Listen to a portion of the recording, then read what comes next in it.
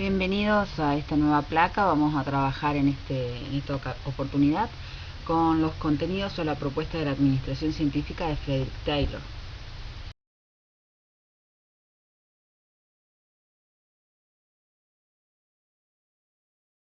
En la placa anterior había unos datos biográficos de Frederick Taylor. Los invito a investigar cuáles acontecimientos históricos sucedieron durante su vida. Es sumamente importante poder contextualizar históricamente las teorías y a quienes las producen, porque eso es la base desde la cual pueden proponer sus sistemas teóricos. En este caso y en esta placa vamos a desarrollar un poquito qué es lo que ve Taylor y de qué es lo que hablamos cuando hablamos de industrialización clásica.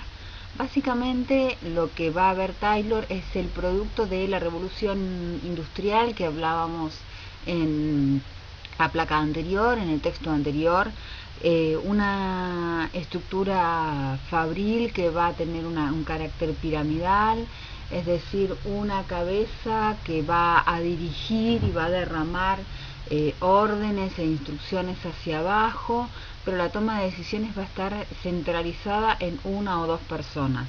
El nivel de complejidad de este sistema burocrático va a variar según el sistema o el tamaño de la empresa. Otra de las cosas que van a caracterizar el sistema de industrialización clásica es la tendencia al orden, al mantenimiento del respeto a la autoridad, al respeto a la unidad de mando. Por eso es que era un clima conservador donde las bases, los trabajadores, cuanto más abajo estaban en la pirámide empresarial, menos posibilidades tenían de proponer reformas, no eran escuchados. Esto lo que hace es sostener el orden social, el status quo, que busca además o tiene su reflejo en la estructura social, en el cual se pretendía que las clases bajas respondieran a los mandatos y necesidades de las clases más altas. Además, en cuanto al sistema productivo específicamente, se encuentra que hay una búsqueda de un sistema productivo eficiente, es decir, que busca sostener o administrar lo mejor posible los recursos para lograr los objetivos. La otra caracterización es la estandarización. ¿Se acuerdan que habíamos hablado ya de que se pierde esta particularidad del artesanado en los productos, que era la individualidad de cada uno, y empieza la producción en serie? Esto lleva entonces a la especialización laboral, que tiene algún paralelo con lo que hoy hablamos de especialista, pero básicamente la especialización laboral en este contexto histórico tiene que ver con la tarea que hacía cada trabajador dentro de este espacio de trabajo. Dentro de la línea de montaje o dentro del sistema productiva, cada uno tenía una tarea muy puntual que repetía de manera permanente. Se me ocurre como ejemplo de la actualidad la tarea que hacen las personas que seleccionan la fruta en los galpones aquí en la región. Siempre hacen la misma tarea, el mismo movimiento, o las embaladoras, por ejemplo, es siempre específicamente eso, y con el tiempo pueden realizar solamente esta tarea porque desarrollan una velocidad y una mecánica que no tienen otros.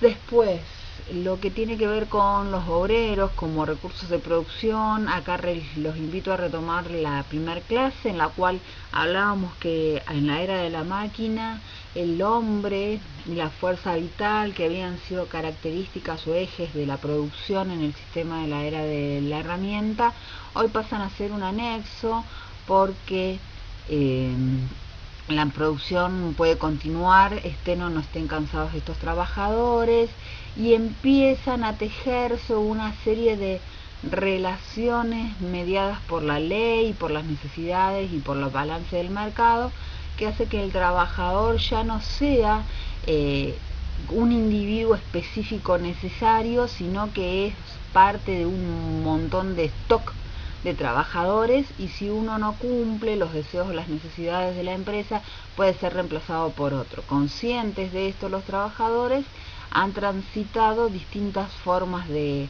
de controlar este poder que tiene el dueño de la producción sobre su posibilidad de trabajo, y en algunas veces han estado más unidos y han enfrentado, y otras veces han cedido a las necesidades o planteos de la producción. Si bien la revolución industrial e Inglaterra fueron la cuna del primer proceso de industrialización, es en Estados Unidos donde se van a encontrar las grandes fábricas, o se van a poder desarrollar los grandes sistemas productivos. Este no es un dato menor. Lo que descubre Taylor es justamente esta particularidad, y dice, bueno, ¿por qué es Estados Unidos el lugar donde se pueden observar la proliferación del sistema industrial y no sucede lo mismo en Inglaterra? ¿Por qué es Estados Unidos el lugar donde las industrias crecen de manera exponencial? Y empieza a encontrar algunas cuestiones que son específicas de Estados Unidos, que tienen que ver con cómo se administran, cómo se relacionan, y la gran diferencia que encuentra entre Estados Unidos e Inglaterra es la presencia de los protestantes, con una tendencia, ¿sí? Esta mirada religiosa tiene una tendencia a impulsar a sus feligreses a conseguir grandes éxitos materiales en vida, porque según su entendimiento eso es lo que les haría ganar el cielo, al contrario de lo que pasa con la impronta católica del momento, de ese momento histórico. Lo que después en otra materia van a profundizar un poquito más a través de ver lo que implica la ética protestante, pero sí es cierto que Taylor reconoce que tienen otra forma de entender la administración de los recursos para las empresas, que tienen otra mirada sobre la organización de las empresas, que tienen una tendencia a impulsar entre sus ciudadanos la impronta de invertir para crecer, que apuestan al desarrollo científico, y eso es lo que hace que Estados Unidos se transforme en la punta de lanza de todo el sistema industrial. En base a la observación que hace Taylor de cómo funciona la industria norteamericana, surgen los principios de la administración científica. Es una mirada positivista, una mirada marcada por el pensamiento de una determinante, de un factor sobre otro. Cuando en ciencias sociales hablamos de determinante, estamos hablando o pensando que si yo hago o ejecuto una acción, inmediatamente el objeto sobre lo cual ejecuto esa acción va a actuar de la manera que yo preveo. ¿Por qué? Porque se hace una traslación de las miradas matemáticas o físicas. Por ejemplo, si yo tengo un objeto y lo dejo caer, lo suelto en el aire, va a caer porque existe la ley de gravedad, y no hay forma que los objetos no caigan si yo los dejo suspendidos en el aire.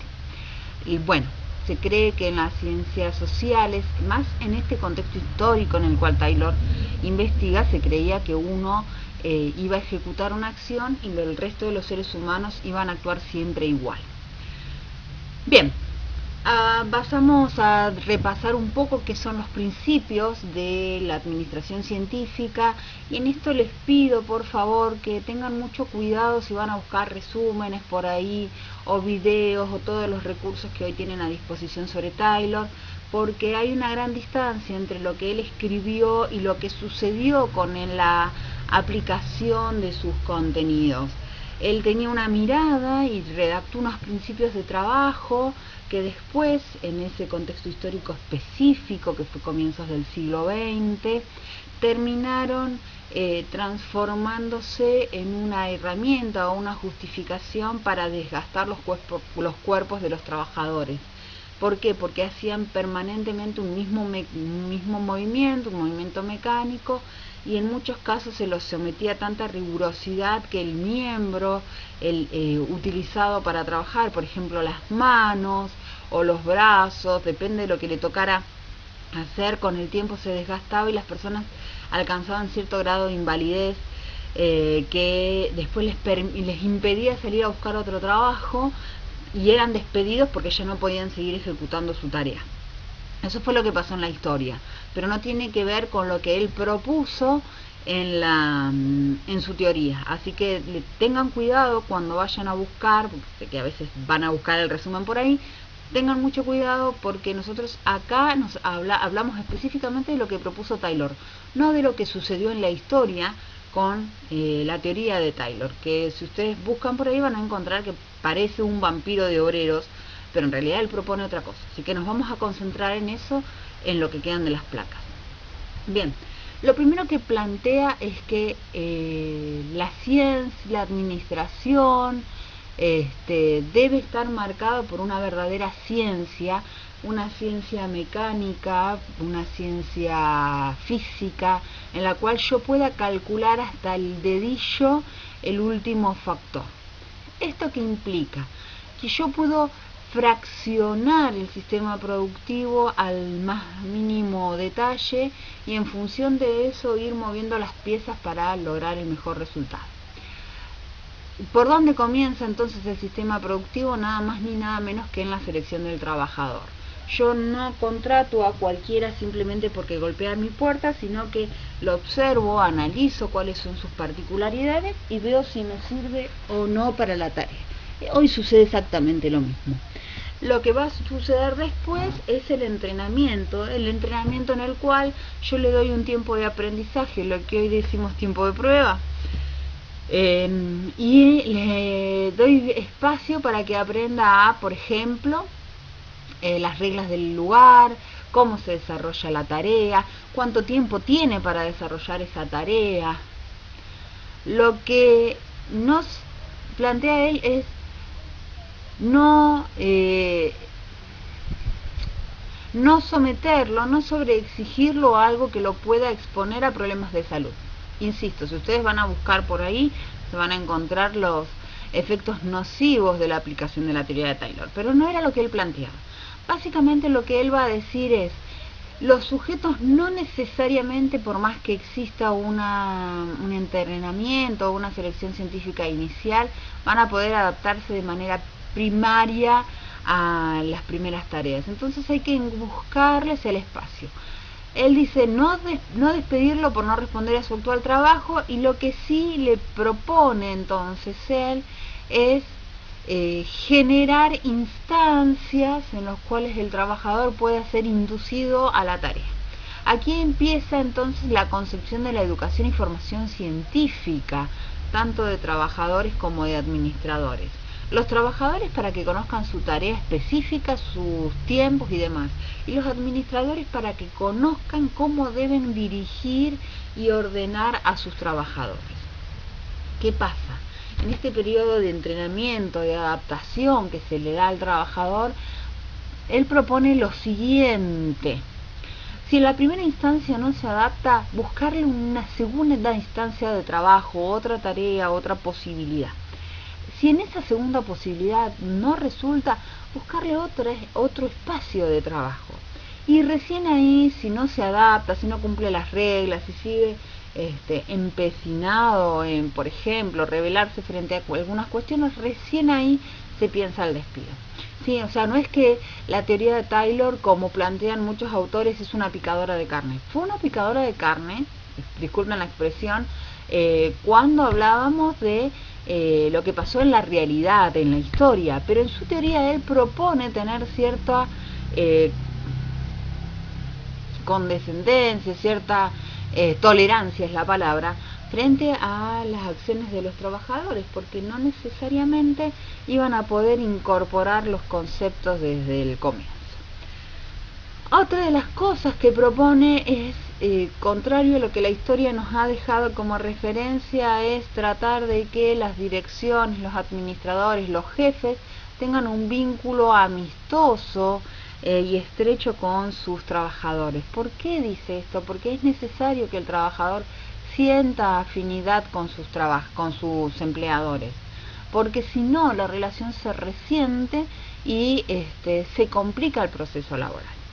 Esto no implica que reconozca, como después veremos con otro autor, las relaciones humanas, pero sí puede reconocer en términos positivistas el concepto de estímulo-respuesta. Él puede observar claramente que donde hay una dirección hostil, los trabajadores trabajan menos y hay muchas más protestas y conflictos. Donde hay direcciones que son de carácter más amistoso, más afable, los trabajadores responden de otra manera e incluso intentan resolver situaciones que no podrían resolver de otra manera. Taylor va a construir su teoría sobre distintos principios. Primero va a entender que la prosperidad del patrón está ligada a la prosperidad de los empleados. Si los empleados no están conformes con el espacio de trabajo, con la propuesta laboral, tienden a producir menos. Entonces, lo que intenta Taylor es generar, como decía anteriormente, un espacio de comunicación o de relación sana que le permita o incentive o estimule al trabajador a producir lo que el patrón necesita. Otra de las cuestiones que va a entender él es que el sistema productivo está marcado por una relación entre el obrero, la máquina y el consumidor. Es decir, si el trabajador produce bien, si el trabajador controla e interactúa bien con la máquina, va a salir un producto de calidad que va a traer y va a mantener al consumidor.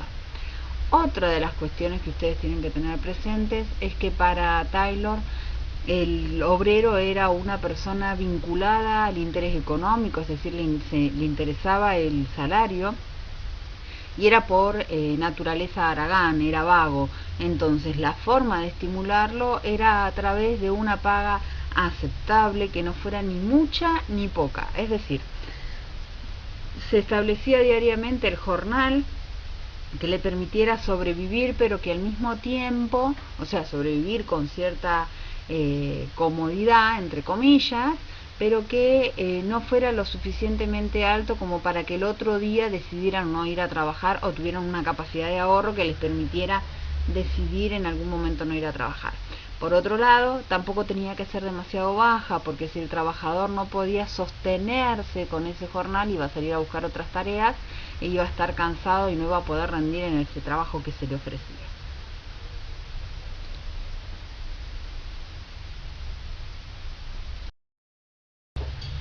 Lo que observa Taylor en su análisis de las organizaciones es que existe una producción deficiente por parte del movimiento obrero, de los trabajadores.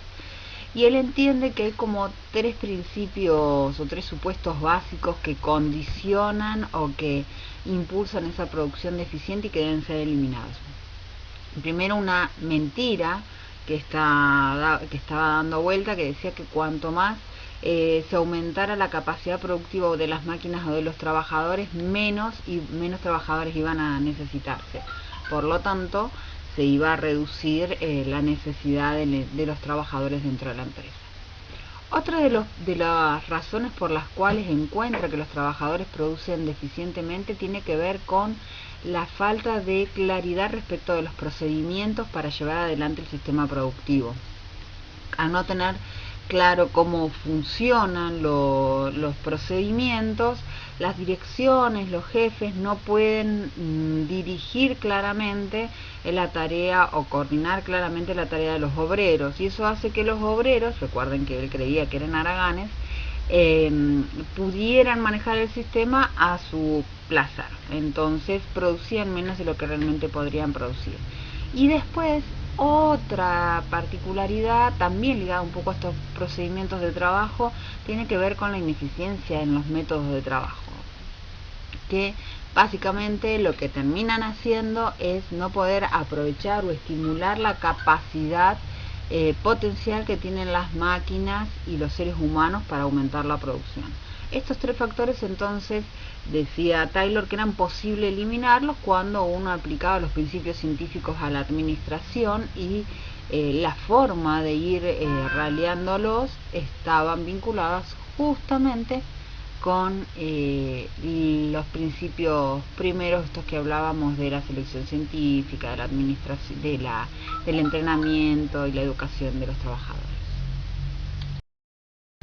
La posibilidad de aumentar la capacidad de producción y de obtener lo mejor de parte de el sistema productivo y de los obreros permitirían, según la teoría de Taylor, aumentar la producción y con eso aumentar la cantidad de trabajadores incorporados al sistema productivo y aumentar las ganancias. ¿Cómo imaginaba él que podría funcionar la rueda productiva?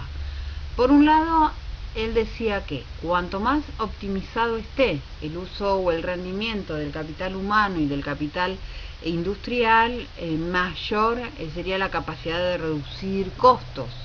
La producción sería mucho más barata, los productos entonces serían mucho más baratos y eso alentaría a que los consumidores compren esos productos y elijan esos productos sobre otros. Al ocurrir esto, aumentaría la demanda, aumenta la demanda y aumenta la necesidad de producir más. Y para producir más, lo que se necesitará cada vez más serán más trabajadores. Esos trabajadores lo que harán, bien capacitados, bien instruidos, será aumentar con mucho la capacidad de producción, reduciendo los costos y así se mantendría el circuito infinito de la productividad.